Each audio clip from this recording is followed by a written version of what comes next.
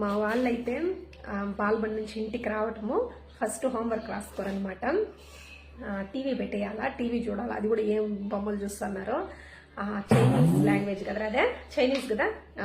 ఆ చైనీస్ చూసి నాకు చైనీస్ వచ్చేస్తుంది అనిపిస్తుంది, పిచ్చిగా చూస్తారు. ఇంకా అది అయిపోయింది, చూసినారు ఒక హాఫ్ అన్ అవర్. తర్వాత అయితే ఇప్పుడైతే హోంవర్క్ రాసుకుంటాం. మా పెద్దోడైతే ఇప్పుడే ఏబీసీలు నేర్చుకున్నాడు. చిన్నోడు ఏం రాసినాడు ఓడికే అర్థం కాదు, రాసేది ఏ అంట.